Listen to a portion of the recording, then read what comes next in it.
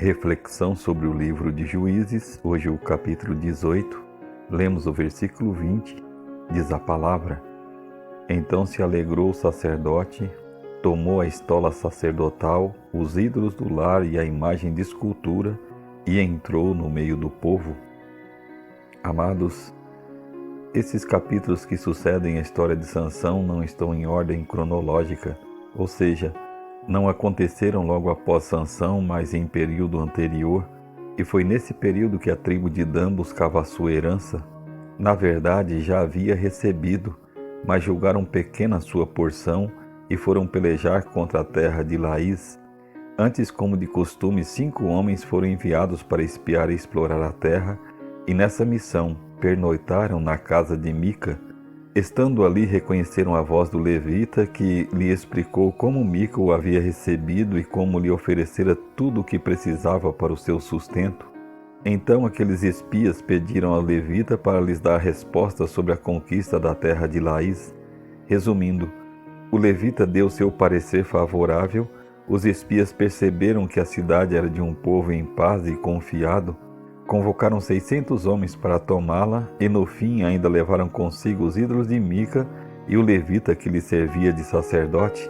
Os filhos de Dan não tinham pequena porção, mas demonstravam insatisfação com a herança que receberam.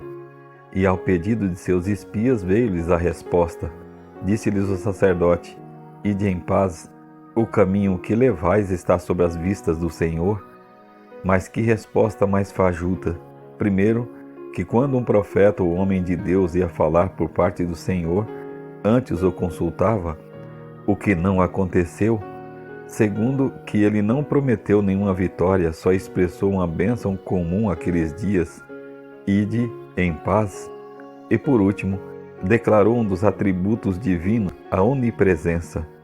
Pois os olhos do Senhor estão em todo lugar, contemplando os maus e os bons, diz a palavra em Provérbios 15, versículo 3.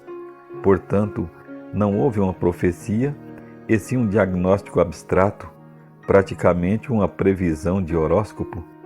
Os danitas roubaram os ídolos da casa de Mica e ofereceram ao sacerdote um cargo mais importante e mais riquezas, o que nos leva a concluir que aquele que era para ser um mensageiro de Deus não passava de um ambicioso charlatão.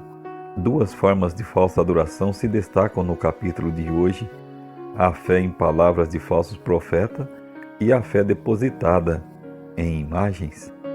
O Senhor em todo o tempo tem suscitado profetas para encaminhar o seu povo.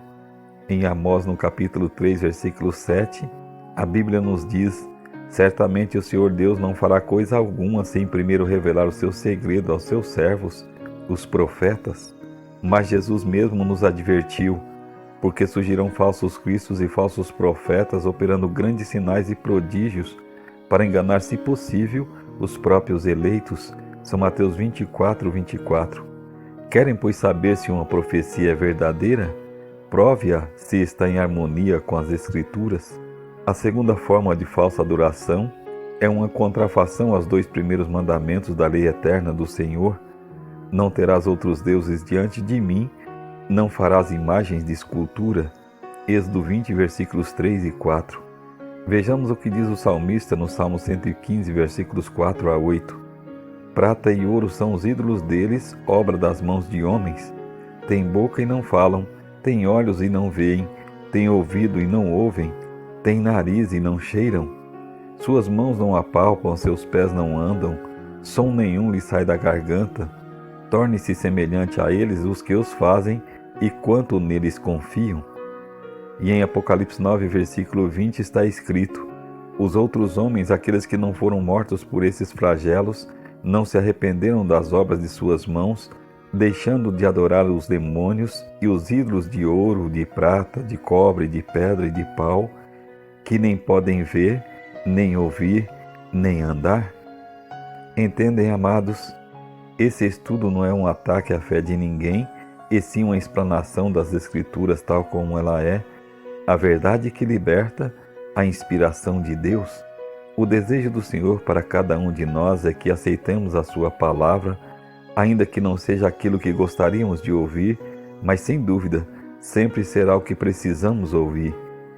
que adoremos apenas a Deus e que a única imagem que buscamos seja a imagem de Cristo refletindo em nós. A palavra ainda diz em 1 João 2, versículo 6, aquele que diz que permanece nele, esse deve andar assim como ele andou. Vamos orar? Santo e amado Pai, que habita nas alturas dos céus, reconhecemos que só Tu és digno de toda honra, de toda glória, de todo louvor e de toda adoração. Por isso suplicamos o Teu perdão, ó Pai, por quantas vezes trocamos a verdadeira adoração a Ti pelas coisas banais deste mundo. Derrame sobre nós o Teu Espírito Santo, para que esse domine os nossos pensamentos e atitudes também, e que através do Teu Santo Espírito em nós, possamos Te adorar em espírito e em verdade. Nós Te pedimos, Senhor, nós Te agradecemos, no nome de Cristo Jesus. Amém.